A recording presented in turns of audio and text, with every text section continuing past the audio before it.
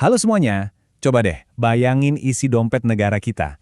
Kedengarannya rumit ya, tapi sebetulnya ini mirip banget loh sama cara kita ngatur keuangan keluarga. Bedanya cuma satu, nolnya jauh lebih banyak. Nah, hari ini kita bakal bongkar sama-sama cetak biru keuangan raksasa yang namanya Indonesia ini. Pernah nggak sih waktu lagi lewat jalan tol yang baru dibangun, atau pas lihat guru ngajar di sekolah, kepikiran, ini semua uangnya dari mana ya? Atau waktu kita isi bensin bersubsidi, itu semua bukan sulap loh. Semuanya berawal dari satu dokumen super penting yang akan kita bedah bareng-bareng. Oke, kita mulai dari dua istilah kunci dulu ya. Ada yang namanya APBN. Ini ibaratnya rencana permainan untuk Tim Nasional Indonesia. Isinya nentuin proyek-proyek raksasa. Terus ada APBD. Ini lebih kayak strategi buat klub lokal di kota atau provinsi kamu. Mungkin buat perbaikan jalan di komplek atau ngadain festival daerah. Skalanya beda, tapi dua-duanya sama pentingnya. Nah, jadi apa sih sebenarnya isi dari rencana permainan ini? Kita perlu pahami dulu fondasinya, karena dari sinilah semua keputusan besar, mulai dari pembangunan ibu kota baru sampai penyaluran bantuan sosial, itu berasal. Gampangnya gini deh, APBN itu adalah janji pemerintah yang ditulis dalam bentuk angka. Di situ tertulis jelas, oke, tahun ini kita target dapat uang dari sini, dan uangnya bakal kita pakai buat ini, dan itu. Ini semacam daftar tugas tahunan pemerintah yang bisa kita awasi bareng-bareng. Nah, kalau APBD, ini versi mininya. Kalau APBN ngurusin hal besar kayak pertahanan negara, APBD ini yang ngurusin hal-hal yang lebih dekat sama kita. Contohnya lampu jalan di depan rumah, atau gimana caranya sampah di lingkungan kita dikelola. Ini adalah anggaran yang dampaknya paling kita rasain setiap hari. Terus kenapa kita mesti repot-repot peduli sama dokumen anggaran ini? Karena ini bukan sekedar daftar belanjaan biasa. Anggaran negara itu ibaratnya alat serbaguna pemerintah buat mengemudikan negara ini. Yuk kita lihat apa aja fungsinya. Coba kita lihat 5 fungsi ini. Fungsi alokasi itu artinya uang pajak kita dipakai buat bangun jembatan atau jalan.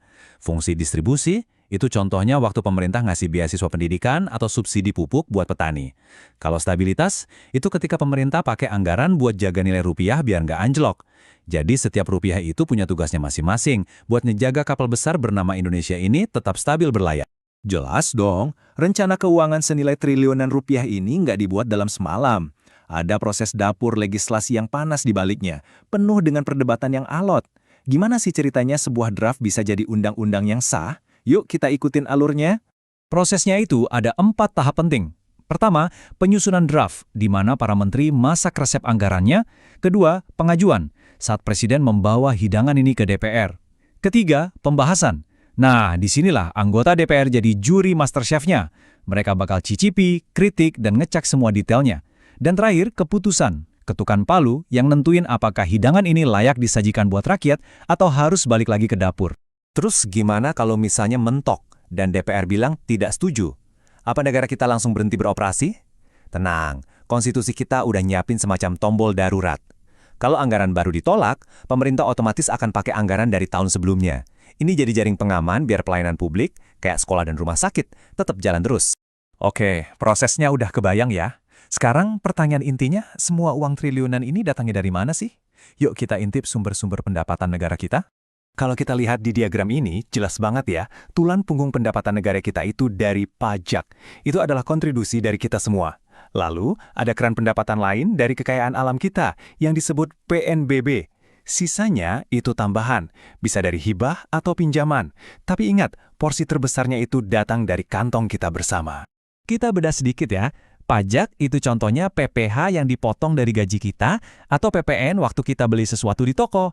Kalau PNBP, ini keuntungan dari harta karun Indonesia, misalnya hasil tambang, minyak, gas, atau laba dari perusahaan BUMN kayak Pertamina. Terus ada hibah, ini kayak hadiah yang nggak perlu dibalikin, dan pinjaman yang tentunya harus kita kembalikan. Masing-masing punya peran buat ngisi dompet negara. Dompetnya udah keisi nih. Sekarang waktunya check out alias belanja. Kemana aja sih triliunan rupiah ini dialirkan? Yuk kita telusuri jejak uang rakyat ini dibelanjakan. Jadi, ada 2 cabang pengeluaran utama. Pertama, belanja pusat. Ini buat hal-hal berskala nasional, bayar gaji ASN, subsidi listrik, sampai bangun jalur kereta api. Kedua, ada transfer ke daerah. Ini ibaratnya uang jajan dari pusat yang dikasih ke pemerintah daerah buat dikelola sendiri. Bisa buat benerin puskesmas, bangun taman kota, atau program lokal lainnya. Nah, menariknya, anggaran negara itu nggak harus selalu pas antara pendapatan dan pengeluaran. Coba lihat tabel ini. Kadang pemerintah sengaja bikin defisit, artinya belanja lebih banyak dari pendapatan.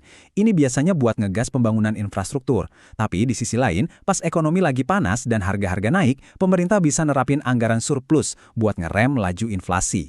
Ini tuh seni mengelola gas dan rem perekonomian negara. Setelah kita ngomongin semua hal teknis ini, mungkin kamu bertanya, terus apa ngaruhnya buat saya? Jawabannya besar banget. Yuk kita coba sambungin titik-titik antara dokumen APBN ini dengan kehidupan kita sehari-hari. Coba deh, lihat sekeliling kamu. Jalanan mulus yang kamu lewatin, itu bisa jadi dibiayai APBN. Bantuan kuota internet buat belajar, itu juga dari APBN. Bahkan, keputusan perusahaan buat buka pabrik di kotamu dan menciptakan ribuan lapangan kerja, itu juga dipengaruhi oleh seberapa sehat anggaran negara kita. Jadi, dari hal yang paling besar sampai yang paling kecil, APBN ini kayak sutradara tak terlihat dalam hidup kita. Jadi, sekarang udah jelas ya, anggaran negara itu bukan lagi urusan orang di atas sana aja. Ini adalah peta jalan buat masa depan kita bersama.